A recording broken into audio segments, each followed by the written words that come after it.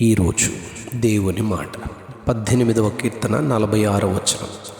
నా ఆశ్రయదుర్గమైన వాడు స్తోత్రార్హుడు, నా ఆశ్రయదుర్గమైన వాడు స్తోత్రార్హుడు.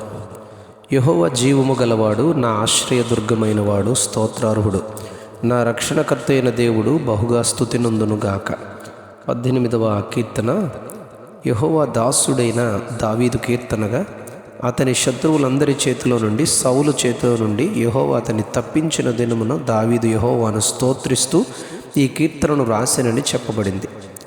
ఈరోజు మన ధ్యాన వాక్యంలో దావీదు నా ఆశ్రయదుర్గమైన వాడు స్తోత్రార్హుడు అని దేవుని ఆశ్రయదుర్గముగా చెప్పడానికి గల కారణం చాలా పెద్దదిగా ఉంది. ఎందుకంటే తన మీదికి లేచిన శత్రువులను గూర్చిన వివరణ ఇలా ఇస్తున్నారు. 18వ కీర్తన 3-5 వచనాల్లో, తన శత్రువులు వరద పొర్లు వలె తన మీద పడి బెదిరిస్తున్నట్లు, మరణ పాశములు తన్ను చుట్టుకున్నట్లు, పాతాళ పాశములు తన్ను అరికట్టుచున్నట్లు, మరణపు ఉరులు తన్ను ఆవరించినట్లు. 17వ వచనంలో, తన్ను ద్వేషించే పగవారు తనకంటే బలిష్ఠులు బలవంతులైన వారని. 43వ వచనంలో, కలహము చేయు ప్రజలున్నట్టు.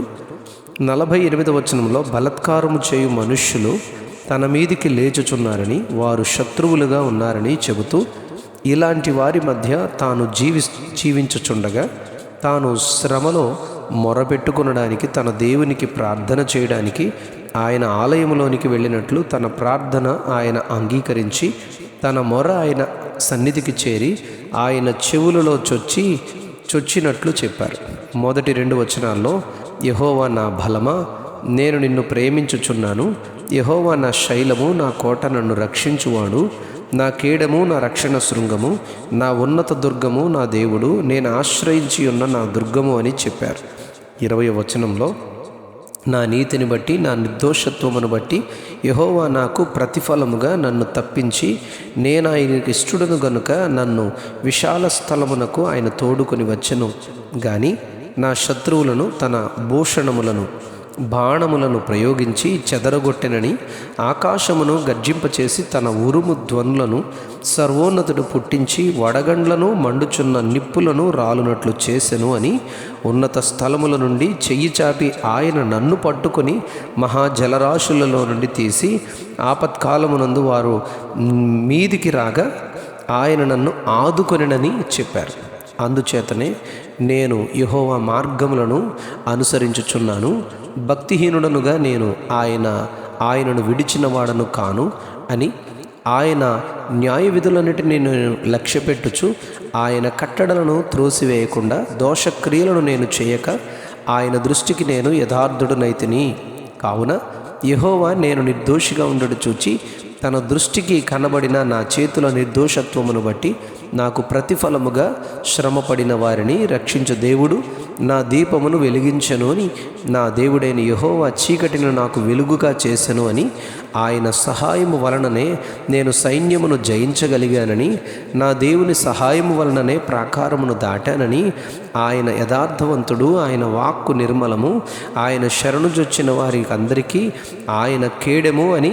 నాకు బలము ధరింపచేసి యథార్థ మార్గమును నడిపించి, ఆయన నా కాళ్లను లేడి కాళ్ల వలె చేయుచు ఎత్తైన స్థలముల మీద నన్ను నిలిపెను. నా చేతులకు యుద్ధము చేయు నేర్పువాడు తన కుడి చేత నన్ను ఆదుకొని, తన సాత్వికము చేత నన్ను గొప్ప చేసిరని, నా పాదములకు చోటు విశాలపరిచినని చెప్పారు. ఇంత పెద్ద పోరాటంలో ఆయన నాకు ఆశ్రయదుర్గమైన వాడుగా ఉన్నాడు గనుక నేను స్తోత్రించుచు నా రక్షణకర్త అయిన దేవుని బహుగా స్తుతించుచున్నానని చెప్పారు. అందువలననే యెహోవాను అన్యజనులలో నేను ఘనపరుస్తాను, ఆయన నామ కీర్తనను గానము చేస్తాను అని. దేవుని స్తుతించువారు ఎంత ఎక్కువగా అధికముగా శత్రువులున్నను, మీదికి లేచువారు, బలత్కారము చేయువారు, ద్వేషించు బలత్కారులైన బలవంతులైన వారు, మరణ పాశములను బెదిరించు భక్తిహీనులైన వారు, పాతాళ పాశములు మరణపు ఉరులు ఆవరించి ఉన్నను. నా శ్రమలో నేను యెహోవాకు పెట్టిన మొర, దేవునికి చేసిన ప్రార్థన ఆయన ఆలకించెను గనుక వాటన్నిటిలో నుండి విడిపించి రక్షించెనని గొప్ప సాక్ష్యం చెప్పారు. Much problems, much prayers. మనం దేవుని కొరకు జీవించి చేయగలగాలి. Much speed, much carefully driving అయితే ఏ ప్రమాదము లేనట్లే మన ప్రార్థనలు వాక్యానుసారమైన జీవితం కలిగి ఉన్నట్లయితే గొప్ప భద్రత, కాపుదల, మేలు, దీవెన, ఆశీర్వాదం పొందుచు ఆయనకు సాక్షులుగా దావీదు వలె మనమును ఉండగలం. అట్టి ధన్యత ప్రభు మనకు దయచేయునుగాక. Amen, amen, amen. నా ఆశ్రయదుర్గమైన వాడు స్తోత్రార్హుడు. నా ఆశ్రయదుర్గమైన వాడు స్తోత్రార్హుడు. ఆమెన్.